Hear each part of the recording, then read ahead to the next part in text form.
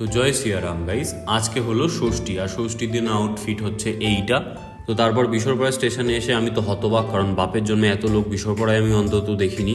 দেন আমাদের কপাল করে বনগা লোকাল আসলো, যেটা রিলেটিভলি অনেক ভিড় কম ছিল। দেন ওখান থেকে দমদম, আর মেট্রো স্টেশনের অবস্থা দেখো, রীতিমতো এখানে চৈত্র সেল চলছে। দেন ওখান থেকে টালা প্রত্যয়টা আমার দেখার খুব ইচ্ছা ছিল, তো সবার ফার্স্টে টালা প্রত্যয়টাই রেখেছিলাম বাকেট লিস্টে। দেন এখান থেকে ঠাকুরিয়াদের লাইন দেখতে দেখতে এগালাম, আর এখানে ফ্রোজেন ফুলকপি,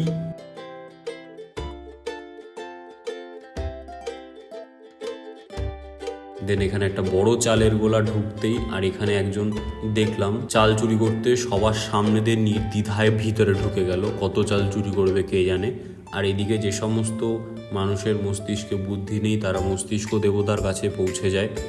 ভিতরের অ্যাম্বিয়েন্সটা সত্যি ভালো লেগেছিল দিনের বেলা।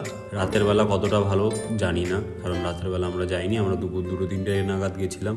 আর এদিকে মায়ের প্রতিমাটা আমার এখানে সব থেকে বেস্ট লেগেছিল। সত্যি বিশাল বড় ছিল প্রতিমাটার, বেশ অন্যরকম ছিল।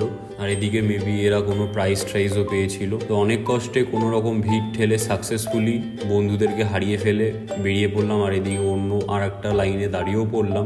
এদিকে অলরেডি ছোট্ট রাস্তার মধ্যে দিয়ে ভিড় ঠেলে মেলে যাওয়ার কোনো রকম চেষ্টা চলছিল। দেন আসলাম এই মন্দিরটা। এখানে প্রতিমার মূর্তিটা একরকমভাবে করা, কারণ প্রথমে উপরে ছবি আঁকা, নিচে ছোট করে মূর্তি। দেন অনেক কষ্ট ওখান থেকে বেরোনোর পর আর এক জ্যামে ফেসে গেলাম। এদিকে ডোগেশ ভাইয়ের তো মাথা নষ্ট জ্যাম দেখে।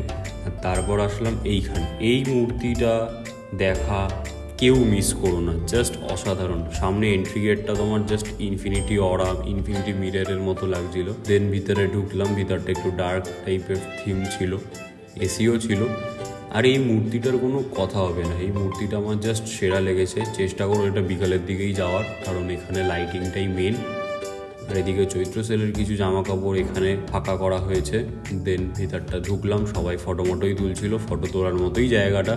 আর এটার ঠাকুরটাও বেশ অন্যরকম, একটু গ্রাম বাড়ির কাইন্ড অফ থিম ছিল পুরো জায়গাটার। আমার বেশ ভালোই লেগেছে। তবে এইগুলোতে অবশ্যই রাতের বেলা যেও, দিনের বেলা গিয়ে কোনো লাভ নেই। আর এদিকে ফটকার ড্রিঙ্কস দিচ্ছিল, আমরাও ভিখারির মতো হাত পেতে নিয়ে নিলাম, 3 ভিখারি। দেন সারা রাস্তায় কিছু না খাওয়ায় সোজা ধাবায় আসলাম, আর ধাবায় এসে পেট ভরে খেলাম। দেন সোজা বাড়ি।